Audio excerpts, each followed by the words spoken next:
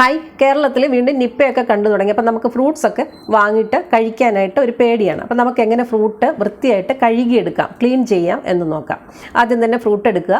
അതിലെന്തെങ്കിലും കടിച്ച പാടുകളോ എന്തെങ്കിലും ചതവിൻ്റെ പാടുകളോ അല്ലെങ്കിൽ കേടുപാടുകളോ ഉണ്ടെങ്കിലും ആ ഫ്രൂട്ട് പൂർണ്ണമായിട്ടും നമ്മൾ ഉപേക്ഷിക്കുക.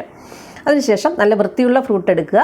അത് ഒരു ചെറിയ മൈൽഡായിട്ടുള്ള ഒരു സോപ്പ് സൊല്യൂഷനിലോ അല്ലെങ്കിൽ നമുക്ക് ഫ്രൂട്ട്സും വെജിറ്റബിളും ഒക്കെ ക്ലീൻ ചെയ്യാനായിട്ട് നമുക്കിന്ന് മാർക്കറ്റിൽ അവൈലബിൾ ആയിട്ടുള്ള സൊല്യൂഷൻസ് ഉണ്ട്.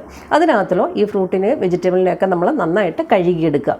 അതിനുശേഷം 1 ലിറ്റർ വെള്ളത്തിൽ 30 ml വിനാഗിരി ഒഴിച്ച് ഈ ഫ്രൂട്ട് നമ്മൾ ഒരു 20 മുതൽ 30 മിനിറ്റ് വരെ മുക്കി വയ്ക്കുക.